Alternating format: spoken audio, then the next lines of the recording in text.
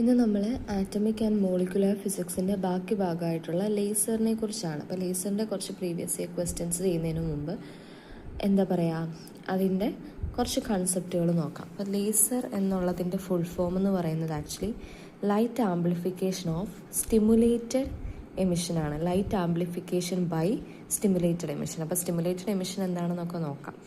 നമ്മൾ absorption, stimulated emission, spontaneous emission ഒക്കെ പഠിക്കും. അപ്പം നോട്ട് ചെയ്യുക, എസ് എന്ന് പറയുന്നത് സ്റ്റിമുലേറ്റഡ് എമിഷനെയാണ് കാണിക്കുക.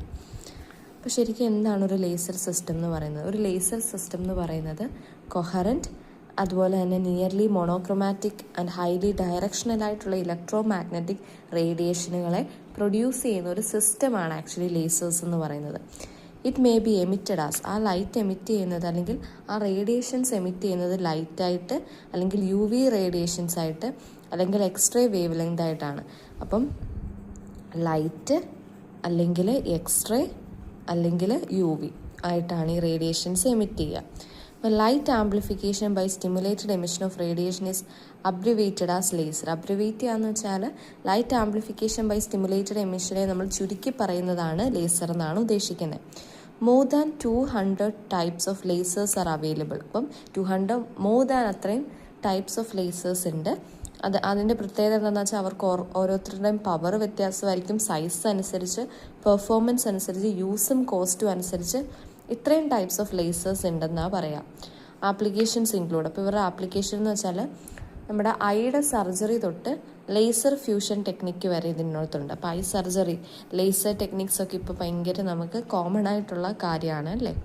അപ്പം ലേസേഴ്സിൻ്റെ പ്രോപ്പർട്ടി ഒന്ന് ജസ്റ്റ് നോട്ട് ചെയ്ത് വെക്കുക. ഡയറക്ഷനാലിറ്റി എന്ന് വെച്ചാൽ നമുക്കറിയാം അത് ഇപ്പം ഇവിടെ ഒരു സ്ക്രീൻ വെക്കുവാണെങ്കിൽ ഒരു ലേസർ നേരെ പ്രൊഡ്യൂസ് ചെയ്ത് വരുന്നത് അത് കറക്റ്റ് ഡയറക്ഷനാലിറ്റി ആയിട്ട് അവിടെ നമുക്ക് വേറെ പാർട്ടിലേക്ക് അത് സ്പ്രെഡ് ചെയ്യുന്നത് വളരെ കുറവാണ് അല്ലേ. ഒരു പോയിന്റിലേക്ക് അത് പോകുന്നതായിട്ട് നമുക്ക് കാണാൻ പറ്റും.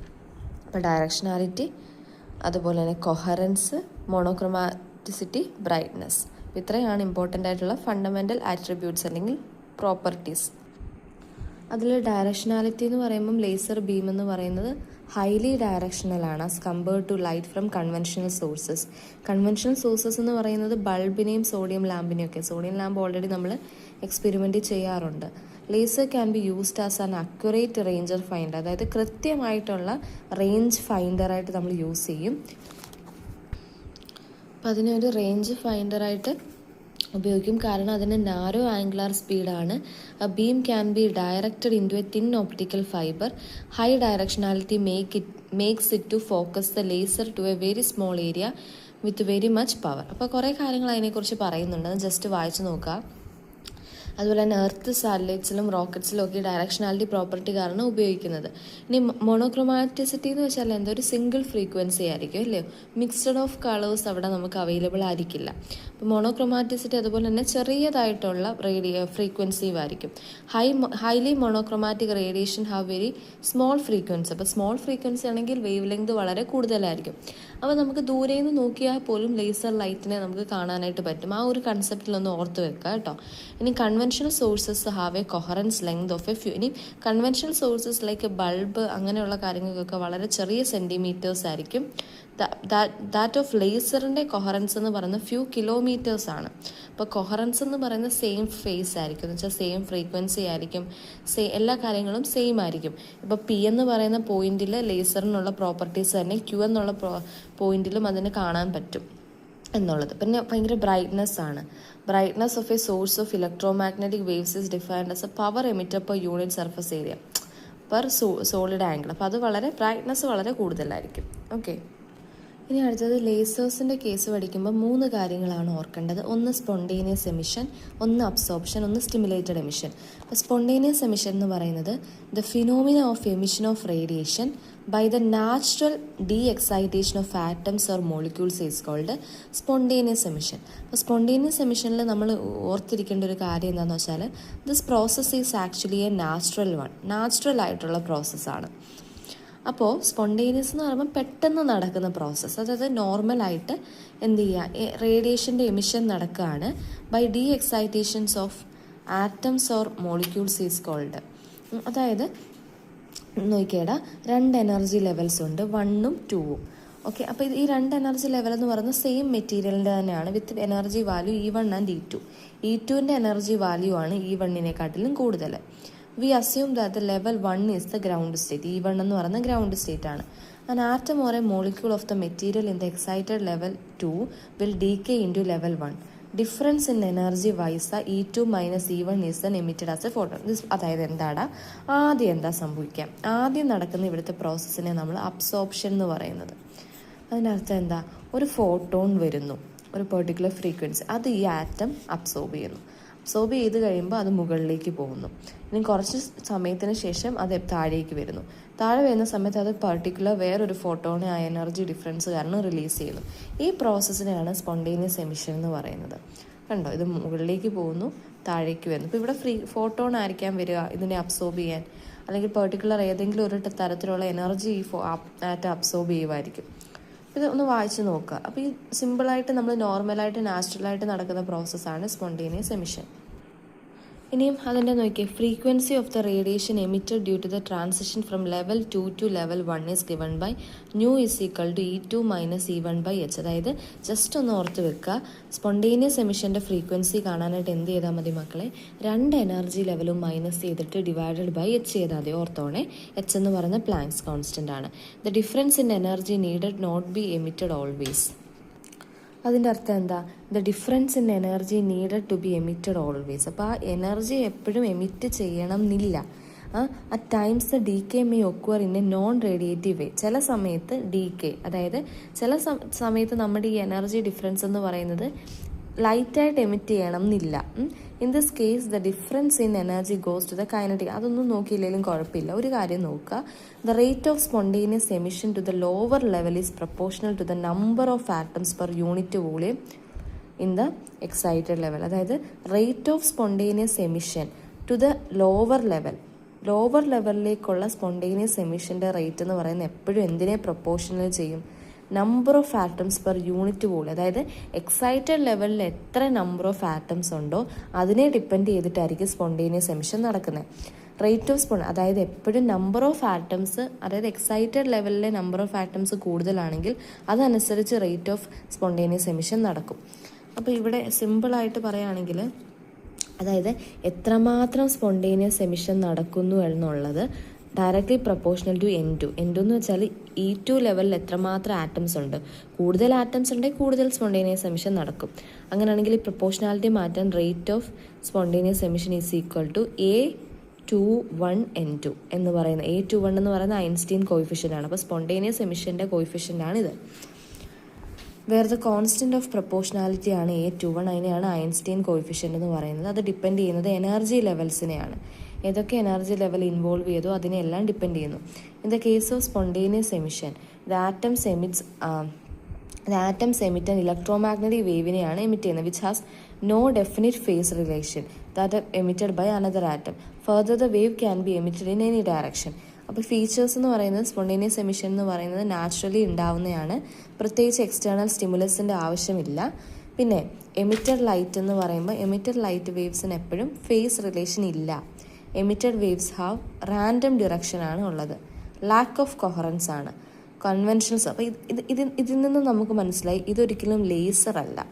കാരണം ലേസറിൻ്റെ പ്രോപ്പർട്ടി ഒന്നും തന്നെ സ്പോണ്ടേനിയസ് എമിഷൻ ഇല്ല.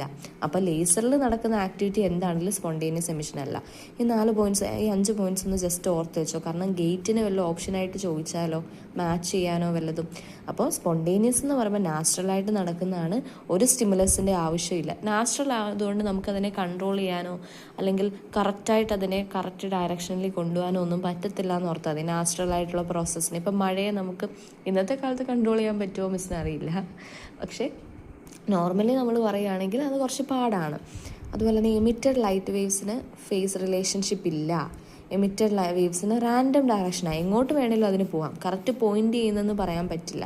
കൊഹറൻസ് ഇല്ല. ഫേസ് എല്ലായിടത്തും എല്ലാ പോയിന്റിലെയും ഫ്രീക്വൻസിയും എല്ലാ പാരാമീറ്റേഴ്സും സെയിം അല്ല.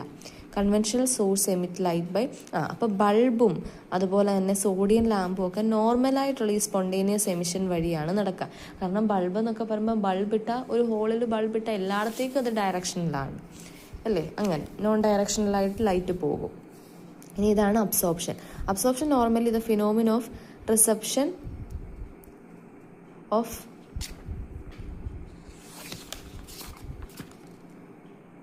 Radiation by atoms or molecules for excitation is called absorption. അതായത് റേഡിയേഷൻ ബൈ ആറ്റംസ് അല്ലെങ്കിൽ മോളിക്യൂൾ ഒരു റേഡിയേഷനെ അക്സെപ്റ്റ് ചെയ്യുവാണ്. എന്തിനു വേണ്ടി? എക്സൈറ്റേഷന് വേണ്ടി. ഇങ്ങനെ വരുവാണ്. ഈ ആറ്റം എന്ത് ചെയ്തു? ഈ ഫോട്ടോണെ അക്സെപ്റ്റ് ചെയ്ത് മുകളിലേക്ക് പോകുന്നു. ഓക്കെ, അപ്പോൾ ഇവിടെ ആദ്യം 3 ഉണ്ടായിരുന്നു. ഇതിലേതോ ഒരു ആറ്റം ഈ വരുന്ന റേഡിയേഷനെ അക്സെപ്റ്റ് ചെയ്ത് മുകളിലേക്ക് പോയി. Okay, energy 2. അപ്പോൾ അതായത് ഈ സ്പോണ്ടേനിയസ് എമിഷൻ നടക്കാനായിട്ടൊരു റേഡിയേഷൻ വന്നു എന്ന് മിസ് പറഞ്ഞുള്ളൂ. അപ്പം ആറ്റം അതിനെ അബ്സോർബ് ചെയ്യുകയാണെങ്കിൽ അതിനെയാണ് അബ്സോർപ്ഷൻ എന്ന് പറയുക. ഇനി മുകളിലത്തെ ഇത് നോക്കണേ. അപ്പോൾ അബ്സോർപ്ഷൻ പ്രധാനമായിട്ട് ഡിപ്പെൻഡ് ചെയ്യുന്നത് എനർജി ഡെൻസിറ്റീനെയാണ് of incident radiations at the frequency. അപ്പം അബ്സോർപ്ഷൻ ആരെയാണ് ഡിപ്പെൻഡ് ചെയ്യുന്നത്? എനർജി ഡെൻസിറ്റീനെയാണ്. Energy per unit volume. Absorption അതിൽ അബ്സോർപ്ഷൻ ഈ ബി എന്നുള്ളത് ഡി ആയിട്ട് ഓർത്താൽ മതി. എനർജി ഡെൻസിറ്റീനെയാണ് energy per unit volume of the incident radiation, വന്ന് വീഴുന്ന റേഡിയേഷൻ്റെ energy density at the frequency and the number of atoms per unit volume in the lower level. അപ്പോൾ ആരെയൊക്കെയാണ് എനർജി ഡെൻസിറ്റീനെയും അതായത് ഇൻസിഡൻറ്റ് റേഡിയേഷൻ്റെ എനർജി ഡെൻസിറ്റിയും അതുപോലെ number of atoms per unit volume in the നേരത്തെ number of atoms in the excited ലെവലായിരുന്നു spontaneous depend ചെയ്യുന്നതെങ്കിൽ ഇവിടെ number of atoms in the lower level N1നെയാണ് ഡിപ്പെൻഡ് ചെയ്യുന്നത്. അപ്പോൾ rate of absorption directly proportional to N1 ആണ്. Proportionality മാറ്റാൻ B12 എന്ന് പറയുന്ന കോൺസ്റ്റൻറ്റ് ചെയ്യുക. ഇതെന്ന് പറയുന്ന energy density. Okay, energy Einstein coefficient UV the energy density at new. Okay, ഇനി സ്റ്റിമുലേറ്റഡ് എമിഷൻ എന്ന് പറയുന്നത് അതിൻ്റെ അർത്ഥം നമ്മൾ വൺസ് അതിനെ സ്റ്റിമുലേറ്റ് ചെയ്യുവാണ്. നമ്മളായിട്ട് ആർട്ടിഫിഷ്യലി എന്തോ ഒരു കാര്യം ചെയ്യുന്നതാണ് ശരിക്കും സ്റ്റിമുലേറ്റഡ് എമിഷൻ. നമുക്കറിയാം ലേസർ എന്ന് പറയുന്നത് light amplification by stimulated emission ആണ്. അപ്പോൾ ഈ സമയത്താണ് നമ്മൾ ആക്ച്വലി ലേസർ വർക്ക് ചെയ്യുക. The phenomena of emission of radiation by excited atoms or molecules in the presence of suitable radiation. അതായത് എമിഷൻ ഓഫ് റേഡിയേഷൻ അതായത് റേഡിയേഷനുകളെ എമിറ്റ് ചെയ്യുവാണ്. അവസാനം എന്താണെന്ന് റേഡിയേഷൻ എമിറ്റ് ചെയ്യുമല്ലോ. റേഡിയേഷൻ്റെ എമിഷൻ ബൈ എങ്ങനെയാണ്? എക്സൈറ്റഡ് ആറ്റം, അതായത് എക്സൈറ്റ് ആയിട്ട് നിൽക്കുന്ന ആറ്റംസ് അല്ലെങ്കിൽ മോളിക്യൂൾസ് റേഡിയേഷനെ എമിറ്റ് ചെയ്യുവാണ് ഇൻ ദ പ്രസൻസ് ഓഫ് വേറെ ഒരു സ്യൂട്ടബിൾ റേഡിയേഷൻ്റെ പ്രസൻസിൽ. മനസ്സിലായോ? അതായത് ആദ്യം ഇവിടെ നോർമലായിട്ട് ആറ്റം ഉണ്ടായിരുന്നു, നോർമലായിട്ട് അബ്സോർപ്ഷൻ നടന്ന് മുകളിലേക്ക് പോയി. ഇനി ഇത് താഴേക്ക് സ്പോണ്ടേനിയസ് ആയിട്ട് വരുമല്ല, പകരം നമ്മൾ ഇവിടെയും എന്ത് ചെയ്യുവാണ്? ഒരു സ്യൂട്ടബിൾ റേഡിയേഷൻ വീണ്ടും നമ്മൾ ചിലപ്പോൾ സ്പോണ്ടേനിയസ് എമിഷൻ പ്രിപ്പയർ ചെയ്യുമോ, അല്ലെങ്കിൽ ഇവിടെ സ്പോണ്ടേനിയസ് എമിഷൻ നടക്കുവാണെങ്കിൽ വീണ്ടും ഒരു ഫോട്ടോൺ അവിടെ റിലീസ് ആവുമല്ലോ. ആ സമയത്ത് അതിൻ്റെ പ്രസൻസ് മൂലം മുകളിലിരിക്കുന്നത് താഴേക്ക് വരാം. അത് നമ്മൾ സ്റ്റിമുലസ് ചെയ്യുവാണ്. അങ്ങനെ അതായത് അത് ആ താഴേക്ക് വരേണ്ട സമയമായില്ല, അതിന് മുമ്പേ. അത് മിസ്സൊരു ട്രിക്ക് പറഞ്ഞതാണ് ഓർക്കാൻ വേണ്ടി കേട്ടോ. താഴെ വരാൻ സമയമായില്ലെങ്കിലും അതിന് മുമ്പേ നമ്മൾ എക്സ്റ്റേണൽ സ്റ്റിമുലസ് യൂസ് ചെയ്ത് അതിനെ താഴേക്ക് കൊണ്ടുവരുവാണ്. The phenomena of emission of radiation by excited atoms or molecules in the presence of suitable radiation. Assume that an atom in the excited state 2 now an EM radiation of energy is incident on the material. അപ്പോൾ excited സ്റ്റേറ്റിൽ ഇരിക്കുവാണ്. ഇനി നമ്മൾ ആ മെറ്റീരിയലിലേക്ക് വീണ്ടും ഒരു റേഡിയേഷനെ എക്സൈറ്റ് ചെയ്യിപ്പിക്കുവാണ് ഡ്യൂ ടു സ്പോണ്ടേനിയസ് എമിഷൻ കാരണം. In this case energy difference of is added to the. അപ്പോൾ ഈ ഒരു കേസിൽ this is the phenomena. In this case the excited atom is added to the incoming radiation. Excited ആറ്റത്തെ നമ്മൾ incoming റേഡിയേഷനിലേക്ക് കൊണ്ടുവരുവാണ്. അപ്പോൾ ഈ ഒരു ഫിനോമിനയാണ് സ്റ്റിമുലേറ്റ്. അപ്പോൾ സ്റ്റിമുലേറ്റ് എമിഷൻ ഇത്ര മാത്രം ഓർത്താൽ മതി, നമ്മൾ സ്റ്റിമുലസ് യൂസ് ചെയ്യുവാണെന്ന് മാത്രം. ഈ ഐഡിയ പോസ്റ്റ്ലേറ്റ് ചെയ്തത് ഐൻസ്റ്റീൻ ആണ്. 1917 ഇത് പോസ്റ്റ്ലേറ്റ് ചെയ്യുന്നത്. In the case of stimulated emission, since the process is forced by the instant electromagnetic radiation, the emission of any atom add in phase. അപ്പോൾ ഇതെല്ലാം കോമൺ ഫേസ് ഉണ്ടാവും. Polarisation state also identical. This wave also determines the direction of the emitted wave. The emitted waves കൊഹറൻറ്റും ആയിരിക്കും. അപ്പോൾ the rate of transition to the lower energy level is directly proportional to the energy. ഇവിടെ energy ഡെൻസിറ്റീനെയും അതുപോലെ തന്നെ number of atoms per unit വോളിയത്തിനെ ഒക്കെ തന്നെ depend ചെയ്യുന്നു. അപ്പോൾ ഇവിടെ എന്ത് തന്നെയാണ് സ്റ്റിമുലേറ്റഡ് എന്ന് പറയുന്നത്? B21 N2 എന്ന് പറഞ്ഞാൽ മുകളിൽ എത്രമാത്രം നമ്പർ ഓഫ് ആറ്റംസ് ഉണ്ടെന്നതിനെ ഡിപ്പെൻഡ് ചെയ്യുന്നു, എനർജി ഡെൻസിറ്റിയും ഡിപ്പെൻഡ് ചെയ്യുന്നു. B21 ഐൻസ്റ്റീൻ കോയിഫിഷ്യൻ്റ് എന്ന് പറയുന്നു. Laser system amplification take place due to stimulated emission. Just ഒന്ന് നോക്കുക. ഓക്കെ, അപ്പോൾ ജസ്റ്റ് നോക്കുക. അബ്സോർപ്ഷൻ എന്ന് പറയുമ്പോൾ ഫോട്ടോൺ അബ്സോർബ്ഡ് ബൈ ആറ്റം ആണ്. സ്പോണ്ടേനിയസ് എമിഷൻ എന്ന് പറയുമ്പോൾ എക്സൈറ്റഡ് ആറ്റം, മുകളിലിരിക്കുന്ന എക്സൈറ്റഡ് ആറ്റം ലോവർ സ്റ്റേറ്റിലേക്ക് പോകുന്നു, ഒരു റാൻഡം ഫോട്ടോൺ റിലീസ് ചെയ്യുന്നു. സ്റ്റിമുലേറ്റഡ് എമിഷൻ എന്ന് പറയുമ്പോൾ എക്സൈറ്റഡ് ആറ്റം, ആ എക്സൈറ്റഡ് ആറ്റം ഇരിക്കുന്ന സമയത്ത് വീണ്ടും ഒരു ഇൻസിഡൻറ്റ് ഫോട്ടോൺ ഉണ്ടാവുന്നു, 2 ഐഡൻറ്റിക്കൽ ഫോട്ടോൺസ് പ്രൊഡ്യൂസ് ചെയ്യുന്നു. ഇതെങ്ങനെയാണ് മനസ്സിലായോ? അതായത് ഒരു ആറ്റം എക്സൈറ്റഡ് ലെവലിൽ ഇരിക്കുവാണ്, ആ സമയത്ത് വീണ്ടും നമ്മളൊരു സ്പോണ്ടേനിയസ് എമിഷൻ നടത്തുകയെന്ന് വെച്ചോ. ഓക്കെ, ഇത് മൂലം ഇതിൻ്റെ റിലീസ് ഉണ്ടാവുന്നു.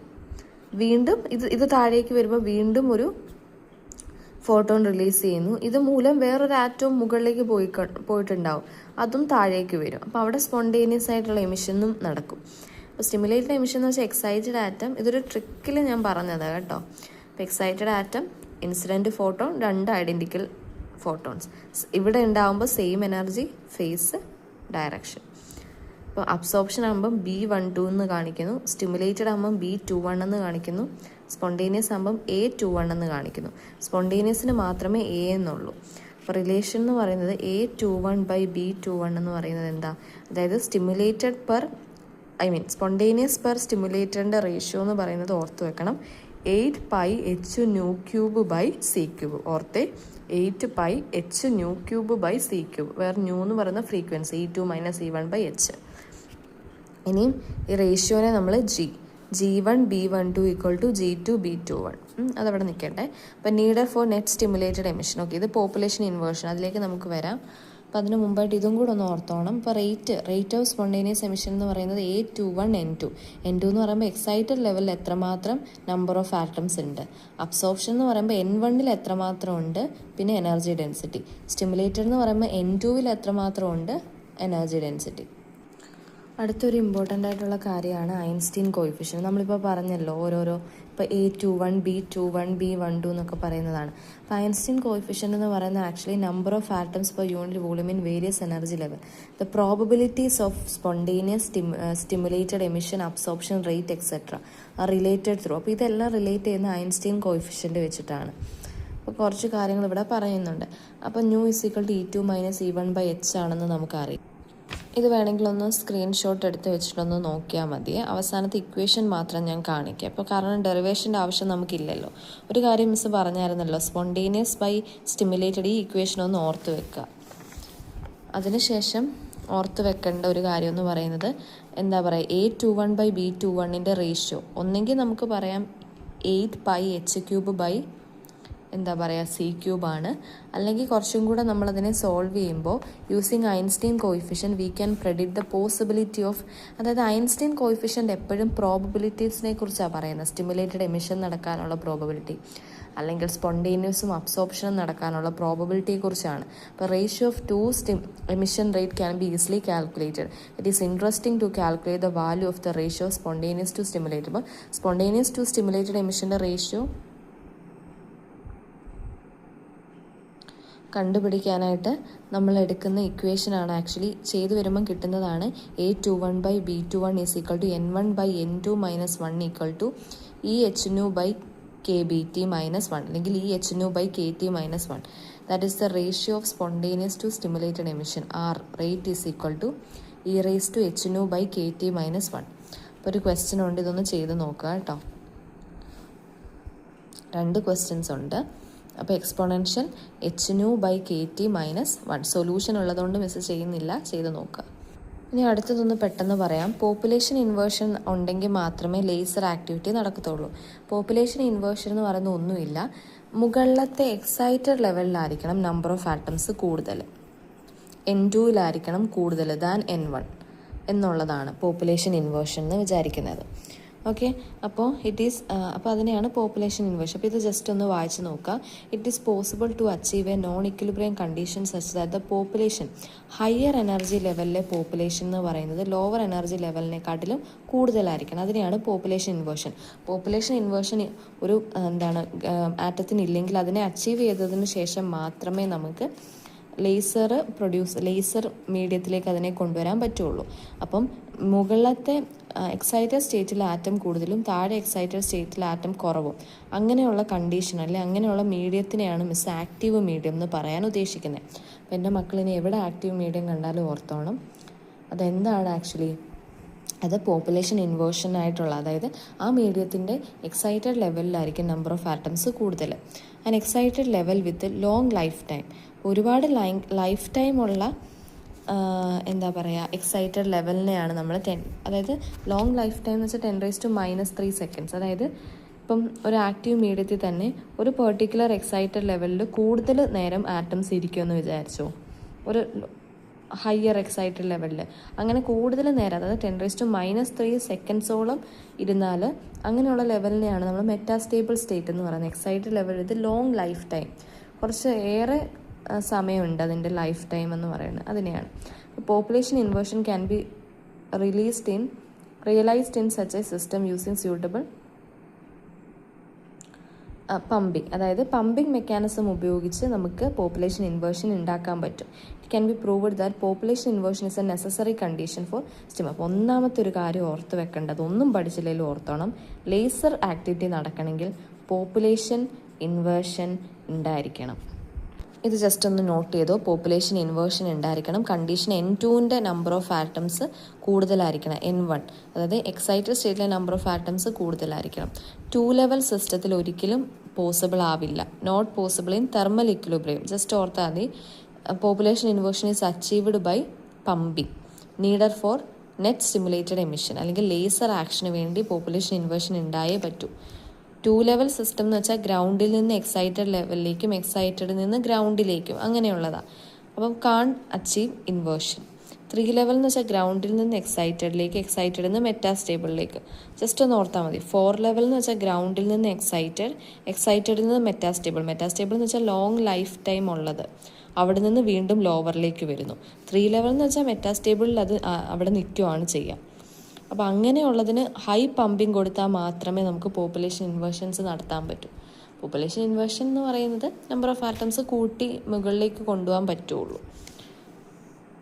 അപ്പം 2 ലെവൽ സിസ്റ്റം ആണെങ്കിൽ, അതായത് ഗ്രൗണ്ടിൽ നിന്ന് എക്സൈറ്റഡിൽ നിന്ന് ഗ്രൗണ്ട്, ഇത് മാത്രമേ നടക്കത്തുള്ളൂ. എങ്കിൽ ഇങ്ങനത്തെ സിസ്റ്റത്തിൽ പമ്പിങ് ഉപയോഗിച്ച് പോപ്പുലേഷൻ ഇൻവേർഷൻ വളരെ പാടാണ്, അച്ചീവ് ചെയ്യാനേ പറ്റില്ല. അതേസമയം ഗ്രൗണ്ടിൽ നിന്ന് എക്സൈറ്റഡിൽ നിന്ന് മെറ്റാസ്റ്റേബിൾ, അതിലേക്ക് നമുക്ക് ഹൈ പമ്പിങ് കൊടുത്തു കഴിഞ്ഞാൽ പറ്റും. ഗ്രൗണ്ടിൽ നിന്ന് എക്സൈറ്റഡിൽ നിന്ന് മെറ്റാസ്റ്റേബിൾ നിന്ന് ലോവർ, അതിന് നമുക്ക് ഈസി ആയിട്ട് പമ്പിങ് ചെയ്യാൻ പറ്റും. പമ്പിങ് ഒപ്റ്റിക്കൽ പമ്പിങ് ഉണ്ട്, അതായത് ലൈറ്റ് കൊടുത്തിട്ട്, പിന്നെ ഇലക്ട്രിക്കൽ പമ്പിങ് ഉണ്ട്, പലതരത്തിലുള്ള പമ്പിങ് ഉണ്ട്. അടുത്ത് just working principle of A laser ആണ്. ലേസർ കമ്പോണൻസ് എന്ന് പറയുമ്പോൾ ആക്റ്റീവ് മീഡിയം ആയിരിക്കണം. ആക്റ്റീവ് മീഡിയം ഇപ്പോൾ പറഞ്ഞില്ലല്ലോ, അല്ല ഹയർ ലൈഫ് ടൈം ഉള്ളത്. അപ്പോൾ laser system generally request 3 components ആണ് ഒരു ലേസർ സിസ്റ്റത്തിന് വേണ്ടത് ഫോർ ഇറ്റ്സ് ഓപ്പറേഷൻ, അതിൻ്റെ ഓപ്പറേഷന് വേണ്ടി. അതിന് നമ്മൾ A for active medium, P for pumping mechanism, R for resonant cavity, APR. Active medium, pumping and resonant cavity. Active medium എന്ന് പറയുന്നത് is one with energy level having a population in some levels, pumping mechanism to produce population inversion.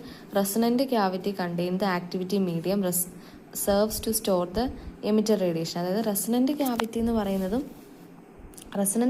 എന്ന് പറയുന്നതും containing active മീഡിയമാണ് അതിൻ്റെ അകത്ത് ഉണ്ടാവുക. Serves to store the emitted റേഡിയേഷനെ store ചെയ്യാനായിട്ട്. Okay, it provide the feedback necessary to produce coherent stimulated emission a part of the energy. Just ഇതൊന്ന് നോക്കുക, ഇതിനെക്കുറിച്ച് ഡീറ്റെയിൽഡ് ആയിട്ട് അറിയേണ്ട കാര്യമില്ല, കാരണം നമ്മൾ തിയറി അല്ലല്ലോ പഠിക്കുന്നത്. ഓക്കെ, അപ്പോൾ ജസ്റ്റ് ഒന്ന് അറിഞ്ഞിരിക്കാൻ വേണ്ടി മാത്രം ഞാൻ പറയുന്നതേ ഉള്ളൂ. ഓപ്ഷൻസിലെങ്ങാനും ചോദിച്ചാലോ എന്ന് വെച്ചിട്ട് വേണമെങ്കിൽ ഇതൊക്കെ ഒന്ന് സ്ക്രീൻഷോട്ട് എടുത്തോ. Metastable state, having long lifetime, in optical resonant cavity, amplification of electromagnetic radiation take place in the space between. അതായത് റെസണൻറ്റ് ക്യാവിറ്റി നമുക്ക് എപ്പോഴും അറിയാമല്ലോ, 2 മിററുകളാണ് അവിടെ ഉണ്ടാവുക, 2 മിററുകൾ. അപ്പോൾ ആ ഇലക്ട്രോമാഗ്നറ്റിക് റേഡിയേഷനെ നമ്മൾ ആംപ്ലിഫൈ ചെയ്യുവാണ്. Amplification take place in the space between 2 reflecting സർഫസിൻ്റെ ഇടയിൽ നമ്മൾ EM വേവ്സിനെ നമ്മൾ എന്ത് ചെയ്യാണ്, ആംപ്ലിഫൈ ചെയ്യാണ്. അതിനെയാണ് നമ്മൾ സത്യം പറഞ്ഞ ആ ഒരു കണ്ടീഷൻ അല്ലെങ്കിൽ ആ ഒരു സെറ്റപ്പാണ് resonant cavity. And optical resonator is a cavity consider to reflect. അപ്പോൾ ഇത് ഞാൻ കൂടുതൽ പറയാത്തത് എന്താണെന്ന് വെച്ചാൽ തിയറിയുടെ ആവശ്യമില്ലല്ലോ, ഇത്രയാണ് കൂടുതലായിട്ട്. പിന്നെ ടൈപ്സ് ഓഫ് ലേസേഴ്സ് ഉണ്ട്, അതിൻ്റെ തിയറി പാർട്ട് ആവശ്യമില്ല. അപ്പം ഞാൻ എന്താ ചെയ്യാന്ന് വെച്ചാൽ പലതരത്തിലുള്ള ഇമ്പോർട്ടൻ്റ് ആയിട്ട് വേണ്ട ലേസേഴ്സിൻ്റെ മാത്രം ആക്റ്റീവ് മീഡിയവും, അപ്പോൾ അതിൻ്റെ അങ്ങനെയുള്ള ഷോർട്ടായിട്ടുള്ള കാര്യങ്ങൾ മാത്രം ഷോർട്സിൽ അപ്ലോഡ് ചെയ്യാം കേട്ടോ. അപ്പോൾ ഇത്രയാണ് തിയറി പാർട്ട്, ഒന്ന് ശ്രദ്ധിക്കണേ. Thank you.